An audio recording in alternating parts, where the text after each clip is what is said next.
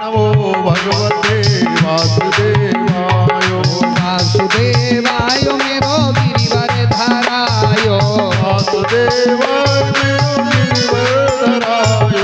गिरिवर धरायो मेरो नंद नंदनायो गिरिवर धराय मेरो नंद नंदनायो ओम नमो भगवते वासुदेवाय ओम नमो भगवते वासुदेवाय ओम नमो भगवते वासुदेवाय ओम नमो भगवते वासुदेवाय नंद नंदनायो गिरिवरधरायो वेंकटेश्वरायो ओम नमो भगवते वासुदेवाय ओम नमो भगवते वासुदेवाय वासुदेवाय वासुदेवाय गिरिवरधराय नंद नंदनाय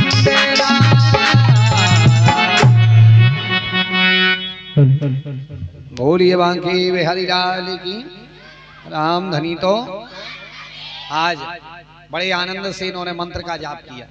धीरे धीरे धीरे धीरे करके समय व्यतीत हुआ और जब ध्रुव जी का दर्शन भगवान जी का ध्रुव जी को नहीं हुआ तो ध्रुव जी ने सोचा अब हमें भोजन का त्याग करना है। केवल जल पान करके मंत्र का जाप किया। धीरे धीरे करके जल भी छोड़ दिया, केवल पवन यानी श्वास लेकर के भजन किया। फिर धीरे धीरे इनने सोचा ऐसे जीवन का क्या मतलब है, श्वास को भी छोड़ो। सो वो गए और उस श्वास के लिए भी लेना बंद कर दिया।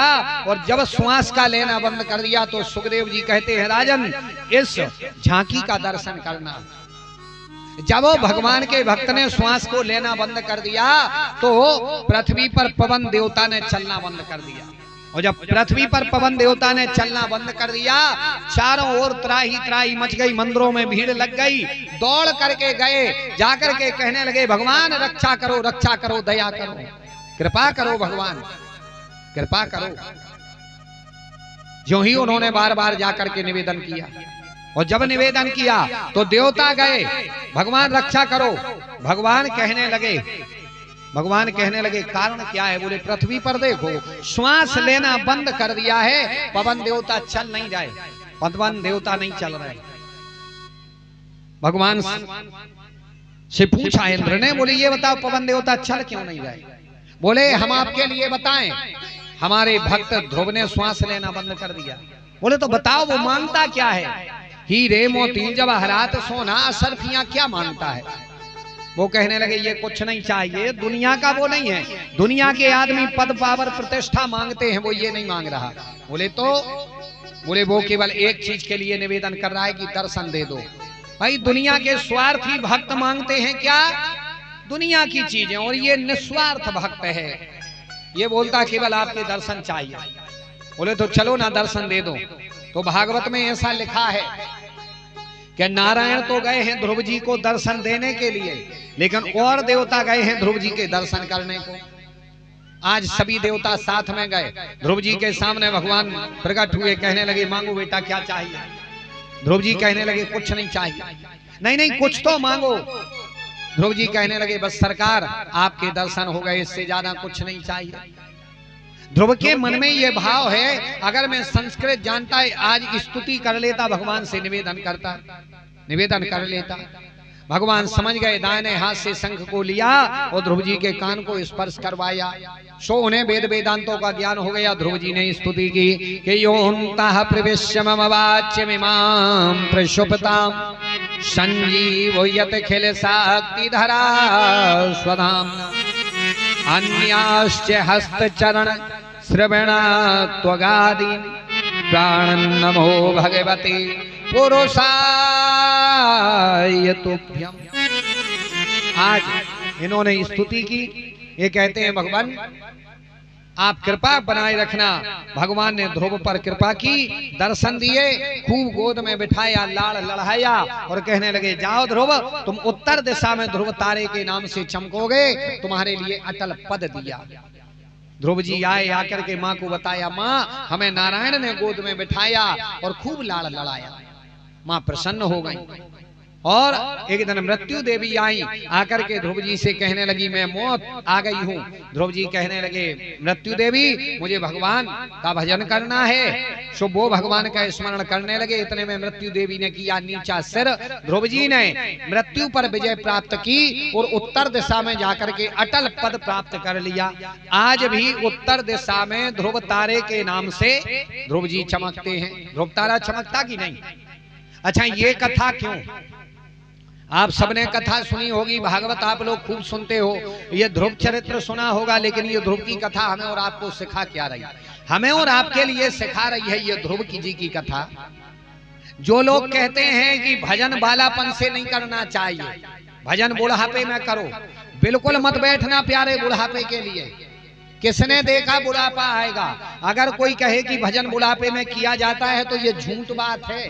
बुढ़ापे में भजन नहीं करो जा अयो, किससे होगा? इस कथा को बता देना कि ध्रुव जी ने छोटी सी उम्र में भगवान को पाया, तो हम और आप भी छोटी सी उम्र से ही हमें और आपको भी भजन करना चाहिए। अगर कोई कहे कि बुढ़ापे में भजन करो जा, तो ये बातें झूठी हैं। और किसने देखा कि बुढ़ापा आएगा? कई लोग बालईपन में निकल जात दुनिया छोड़ के, कई भरी जवानी में निकल जात।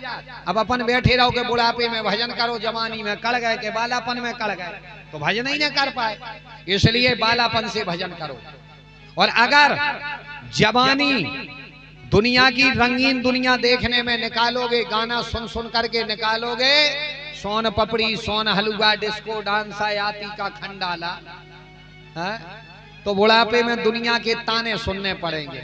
इसलिए बुढ़ापे में दुनिया के ताने नहीं सुनना है, तो जवानी में दुनिया के गाने नहीं सुनना। जवानी से भजन करो। बिल्कुल बुढ़ापे को मत बैठो कि बुढ़ापे में भजन करेंगे। बुढ़ापा एक तो आएगा, इसकी गारंटी नहीं, और अगर आ भी गया बुढ़ापा तो भजन होगा, इसकी गारंटी नहीं। बुढ़ापे में कौन पे भजन है भाव? होता है भजन बुढ़ापे में?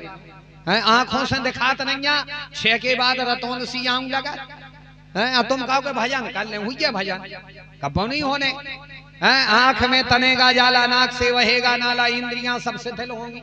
2 जने पकड़ के तुम्हें निगाह रहे, अब कहीं भजन कर ले, हुई पलका पे से उठ नहीं पा रहे, पड़े हैं, डरे हैं खाट पे, थूक रहे हैं, पार्टी पे गिर रहा है, छाती पे है। उनसे कहो के भजन कर ले, हुई भजन, अब यह हो रहा भजन।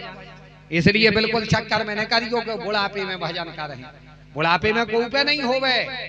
इसलिए जवानी से आदत डाल लो, बालापन से आदत डाल लो, भगवान के भजन की आदत शुरू से डाल लो। ध्रुव जी ने छोटी सी उम्र में पाया, अपन भी छोटी सी उम्र से लग जाओ, एक ना एक दिन उनकी कृपा होगी, होगी, बिल्कुल होगी। ये बताना चाह रहे, इसलिए भजन बालापन से ही करना चाहिए। सुखदेव जी कहते हैं राजन, भगवान तो इतने दयालु हैं, इतने कृपालु हैं कि उनके भक्तों पर अगर कोई दिक्कत आ जाए तो उन भक्तों का कल्याण करने के लिए, उन भक्तों का कल्याण करने के लिए और भगवान बारंबार आते हैं। अगर आज भी कलयुग में भी उनके भक्तों पर दिक्कत आ जाए तो आते हैं, ऐसा नहीं है, आज भी आते हैं।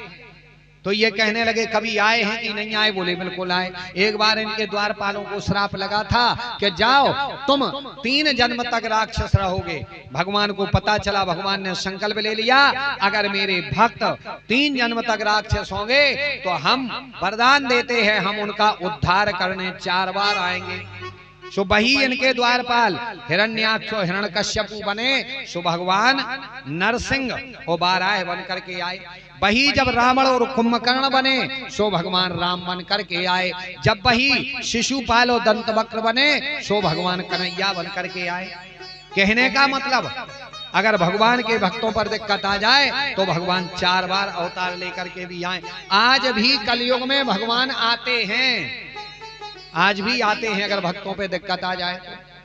वो कहते ना, नरसिंह बसे प्रति खम्मन में पर कारण खो प्रहलाद कहाँ। आज भी हर खम्मे में नरसिंह चिल्लाता है, मुझे कोई निकाल ले, लेकिन खम्मों में नरसिंहों की कमी नहीं, कमी आ गई है तो प्रहलादों की आ गई। हाँ, अपन लोगों में प्रहलाद जैसा विश्वास नहीं बचा। विश्वास अपना इतना सा भगवान में, हाँ, मंदिरे जात हैं, भरोसो इतो सो, ये भगवान सत्य के हो तो ये साल लड़का को पूरो पर जाए। माने पूरो पर गो तो सत्य के नहीं, ऐसे पथरा के तो गेल धरे धरे।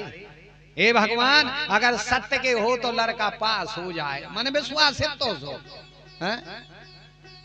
हाँ अपन को भगवान पे तो भरोसो अटके कैसी वो है करा जैसी भाई क्या लगा सड़क पड़ेगी हर गांगे और का जाग भगवान के ना बोले या मैं फिर यहाँ सो लगा था। अच्छा देखो कब बोले की कथा, बोले की कथा देखी कब सत्यनारायण की कथा बोल दे या काम हो जाए, फिर देखो कथा काम बन गया। कहीं महाराज हो ने तो आज सोटाई नहीं जाए कथा बोले की, महाराज को पकड़ो कहीं हो ने तो ये पुणे को सोटाई नहीं जाए। आओ सो बेक्स की डिब्बी में धल्ला तनक सो घी, बेक्स की डिब्बी में झंडू बाम की डिब्बी में धल्ला साकल चावर बे तिरूला बारे। आओ सो महाराज ने बनाए थे 9 गेरा तिरूला निगे सो बन गए 18 गेरा। कई महाराज सुट जाए कथा। विश्वास हमारा इतना सा है धर्म पर भगवान पर, वो चाहिए हमें इतना कुछ, इसलिए नहीं मिल पाता। नरसिंह बसे प्रति खम्मन में पर कारण को प्रहलाद कहा, प्रहलाद जैसा विश्वास जमा लो, भगवान आपके लिए जरूर मिलेंगे, पक्का मिलेंगे, इसमें कोई दो मत की बात नहीं। परीक्षित जी कहने लगे भगवान हमारे लिए बताइए ना, इनके द्वारपालों ने ऐसी कौन सी गलती कर दी थी कि भगवान के लिए 3 बार अवतार लेकर के आना पड़ा। बताओ इनके द्वारपालों ने क्या गलती कर दी थी और पहला जन्म लिया तो कौन बने, हमारी सुनने की इच्छा है बताइए ना। तो शायद सुखदेव जी ने बोल दिया कि ये कथा तो कल ठीक 12 बजे से सुनाएंगे राम धनी। तो आज की कथा हमें और आपको क्या सिखाती है? आज की कथा सिखाती है कि हमारे लिए विवाह संपत्ति से नहीं संस्कारों से करना, अपने पारिवारिक जीवन में एकता रखनी। जिन परिवारों में मेरे और तेरे की भावना होगी उन परिवारों की महाभारतें कभी बंद नहीं हो सकती, और जिन परिवारों में अपने की भावना होगी, ये देवरानी का बेटा भी मेरा है, जेठानी का बेटा भी मेरा है, इस भाई का बेटा भी मेरा है और ये भी अपना है। जिस परिवार में अपने की भावना होगी उस घर में अयोध्या होगी, और जिस घर में मेरे और तेरे की भावना होगी वहां पर महाभारत होगी। इसलिए याद रखना प्यारे, बरहमेश हमें अपने परिवार में एकता रखनी चाहिए। पति पत्नी को गृहस्थ जीवन में मिलकर के रहना, चाहे गरीबी हो चाहे अमीरी हो, ससुराल पति के घर को ही अपना घर समझना। 100 ग्राम बरी में ने भूलो चाहिए, हाँ ना 2 गड़ा पापड़ धर दे बाई ने सुबह ना बमक चली है, हमारी बाई बहुत चाहत राम धनी। तो हाँ, और शादी संपत्ति से नहीं संस्कारों से करो, और ज्यादा फूले मत फिरो, नहीं तो फूले फूले जैसे फूल तोड़ लाए जात ऐसे ही अपन तोड़ लाए। जैवी जब दुनिया आए उस विधाता की बगिया, और भगवान आए को माली, और अपन सबरे आए फूल। ऐसे दुनिया में ज्यादा चलने तो तना विनम्र बन करके चलो, विनयी बन करके चलो, भगवान सब आप हैं। और थोड़ा थोड़ा भगवान का भजन करना। जवानी में गाने सुनोगे तो बुढ़ापे में दुनिया के ताने सुनना पड़ेंगे, और बुढ़ापे में ताने नहीं सुनना है तो जवानी में गाने नहीं सुनना। और अपने घर में मर्यादा जरूर बना करके रखनी, मर्यादा नहीं होगी तो टूट जाएगा। और इसलिए और जो कछु अच्छा लगो है सो धर लियो, अन्य लगो हो सो जबरदस्ती नहीं के सब तुम्हें ने लियो। अब 11 तारीख से सानो धाके है कौन गाँव है मिलवासरा, शानो धाके लेगा मिलवासरा में है 11 से बेवने ले ना, 18 तारीख से मंडा में कर्मचारी कॉलोनी में सो बेवने ले, और के बाद ने ले सो 26 से होते है बन्नाद ममोरी सो बेवने ले ना, 3 तारीख से सुर्खी में है बे लेना, 10 से सायपुर है। वो तो चल रहा है नंबर है ले है को न को 2 मिनट कीर्तन आरती और प्रसाद लेके जो सबरी।